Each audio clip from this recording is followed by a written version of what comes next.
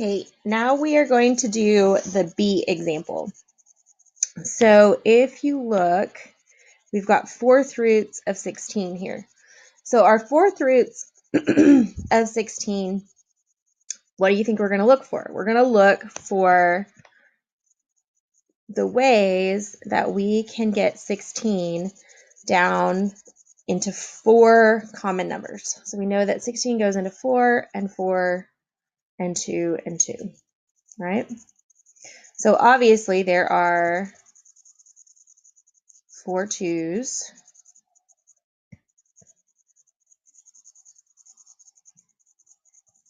and we're looking for 4 roots, so 2 is one of them.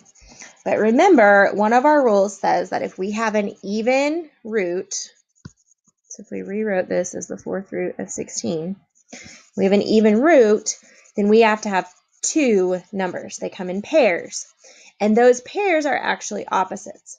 So if I changed all of these 2's to negative 2's, then negative 2 times negative 2 is positive 4, and positive 2, or negative 2 times negative 2 is positive 4 again, and then 4 times 4 is 16.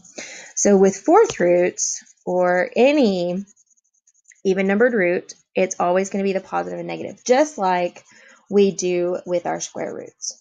Now I do want to talk and do another example here. So we'll go to our next screen and clear the board. And let's talk about negatives for a minute. So if we had the real cube roots of 700 of negative 729 here, that's going to be a little, now this is not in your notes, guys, so you're going to want to write this in your notebook on that facing page, like we've talked about how you glue them in. So the real cube roots, cube again, we're looking at 3, cube roots of 729. That means that, and we've got this negative here. Now, we can take a cube root of a negative number. So let me rewrite this as the cube root of negative 729. Now, I have asked you numerous times to kind of memorize some of your perfect cubes. So this is actually the cube root becomes 9. So 729 becomes 81 and 9, which then becomes 9 and 9. But this negative tells me that all of my 9's have to be negative. Okay, negative 9 times negative 9 is negative 9 times negative 9 is positive 81, and positive 81 times negative 9 is negative 720, or is negative. Should add my negative onto my negative 729 up there. Negative 729. So the cube root of this negative is negative 9. Okay. So anytime you see that odd root with a negative number, you can know that your answer is going to be negative. Okay, let's go on to example 2. And I think I like Evernote better, so we're going to come in here. The pen is much better over here. So this is example 2. And we're going to talk about these in terms now of rational exponents. Now this looks weird, but I promise it's not. Once I explain it to you, you're going to be like, oh, that's not hard at all. So what does this mean exactly? So you'll notice that there is a fraction down there in the bottom, right? Or a denominator down there. That's a 4. If I think about this, I was trying to erase, that didn't work so well. There we go. Let's think about what 16 represents. Now we, in our example 1, figured out that the fourth root of 16 is 2, right?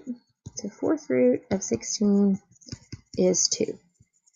So we could write 2 to the fourth is equal to 16, right? because if we have 2 times 2 times 2 times 2, we get 16. So what I'm going to do is I'm going to write 2 to the 4th to the 1/4, which is the same as 16 to the 1/4, right? We just replaced the 16 with 2 to the 4th. Now, at the beginning of the lesson, I reminded you guys that when we do multiplication of exponents, or power to a power, we do let's start over. When we do a power of a power, we multiply those exponents. So this becomes 2 to the 4 times 1/4, which is just 2 to the 1st, which is 2. So 16 to the 1/4 equals 2. But essentially, what we did was we took the 4th root of 16. So this number in the denominator right there, that 4, it becomes our index of our radicand. So we can rewrite 16 to the 1/4 is going to be equal to the 4th root of 16. Okay, so now let's look at example B. So what do they mean by 27 to the 2/3 exactly? So we know that that 3 is going to become the index of a radicand, 27 squared. Now, I could square 27 and make it a really big number and then try to find the cube root. Or I can also write it as the cube root of 27 squared, like that. So all of these expressions mean exactly the same thing. They're all equivalent. That's a 2, guys. I know you're going to go crazy over my handwriting. All of them mean exactly the same thing.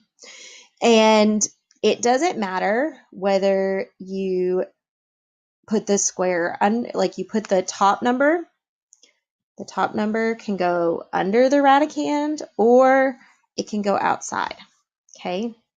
Because you can split this fraction up. It can be 2 over 1 times 1/3. That's how we got these split apart like this. So our numbers are split apart. So now our cube root of 27, again, you should know this, is 3. And 3 squared is 9.